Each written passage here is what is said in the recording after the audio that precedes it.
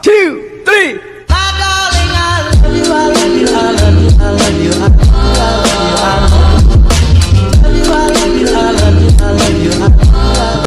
Hi and Assalamualaikum to our respected lecturer Dr. Maizura binti Maisa and my fellow classmates. First, let me introduce myself. My name is NURRUL ADILAH binti Asnurul Hadi and I am from JBA 2425B. Today, my group members would like to present about issue in green financing.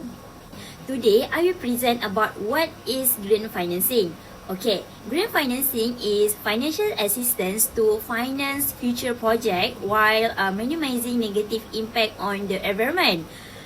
Example of this include green bonds, green tax loan, green investment funds, and climate risk insurance. Okay, now we move to the issue in green finance. For your information, green finance is closely related to climate change. This is because when there is climate change happen, such as rising sea levels, changing weather patterns, and flooding, can severely damage the infrastructure, disrupt supply chains, and affect borrowers' ability to repay loans. Thus, it will pose both risks and opportunities for financial institutions and the entire financial system, whereas banks are mostly affected as they need to lend to a wide range of industries that are directly affected by extreme weather events caused by climate change. On the other hand, climate change also provides opportunities to expand the range of financial products and services for renewable energy, green buildings, and also climate-smart agriculture and cities. This is important because the financial sector plays a critical role in directing capital flows to activities that can assist countries in transitioning to a low-carbon economy. Therefore, financial sector has a crucial role in the fight against climate change by supporting reduction in climate change risks and mitigating the impact of adverse climate events. Long-term institutional investors can contribute to the rebalancing and redistribution of climate-related risks, as well as the maintenance of financial stability. Meanwhile, for the hedging instruments like index insurance can help to insure against rising natural disaster risks, and other financial instruments such as green stock indices, green bonds, and voluntary decarbonization initiative can help to reallocate investment to green sectors. But along with that, how do banks or others in the financial sector decide where to lend or where to invest if they do not well understand what is green and what is climate friendly?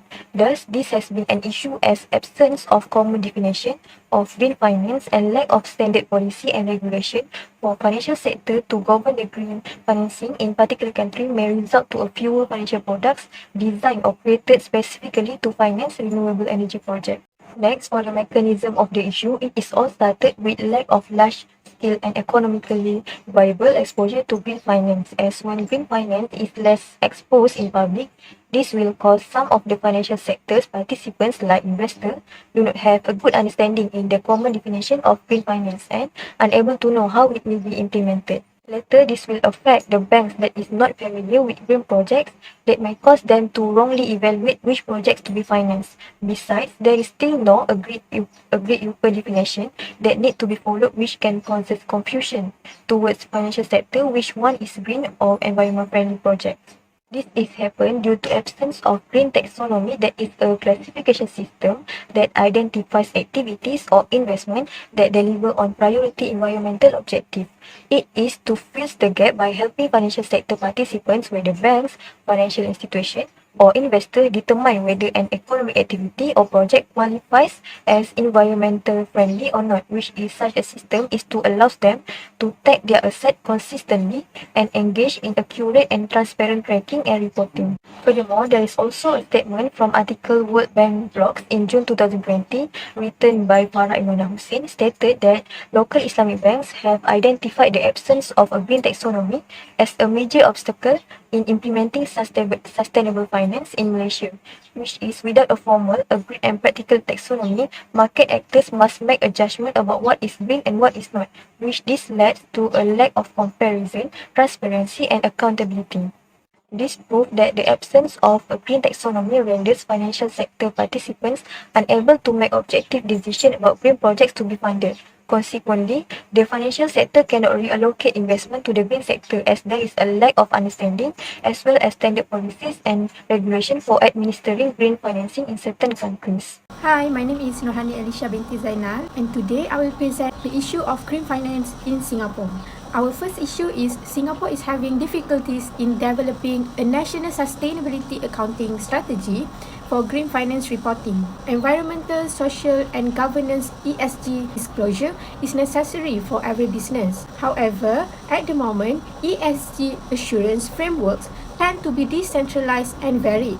It shows that government of Singapore are lacking the effort to provide more guidelines and resources to the relevant institution and partners to understand and reconcile the myriad of reporting and assurance frameworks. Not only that, the authorities have also failed to have a standardized green certification for companies to ensure the transparency in green finance reporting. Therefore, we hope that Singapore can manage to standardize the certification program for companies that are practicing green production so that the public can know which product or services are awarded with the green certificate for them to support. Next problem that related to our issue is the lack of high-level coordination and lack of defined regulatory framework for rights and responsibility in administration, green financing legislation in China, which can make the information sharing about the policy have not been fully implemented between environmental and financial regulator, which make the SITI unable to establish or not fully operationalize the green financing. On the other hand, the green credit guidelines in China do provide on the basic policy ideas, goals and structure but not particular performance requirements, so making the implementation difficult for banks, and there is no specific programs in financial institution for professional development required to evaluate the green projects. So it make the financial institution were at a loss as to what to do, and the rules impacts were limited as a result of the absence of operable functioning standard. Next is insufficient supporting policy. Even though the current fiscal and taxation support policies are primarily aimed at energy conservation and environmental protection project, but there is no corresponding supporting incentive policy for financial institutions to develop the products and capacities to help the project development. We will continue about problem in Uganda. Uganda has in the past years faced multiple weather-related and geological disasters in form of landslides in mountain Elgon and Rwenzori areas, flash floods, especially in cases Kampala and other areas, lightning and droughts in most parts of the country. So because of that, SME plans to innovate their products, services and processes that place environmental sustainability. The problem now, commercial banks in Uganda have been unable to extend credit facilities to green SME. This is because banks did not know what to do in relation to green finance application and unable to assess the risk in the green SME to enable them extend credit.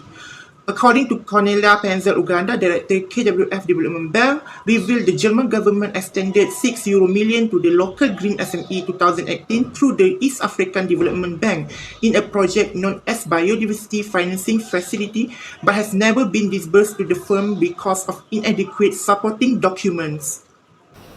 Next, I will talk about recommendation. For the first solution, based on Uganda issue, the government needs to collaborate with banks to see or correct opportunities to increase accessibility and tailoring of loans to green business models and technologies.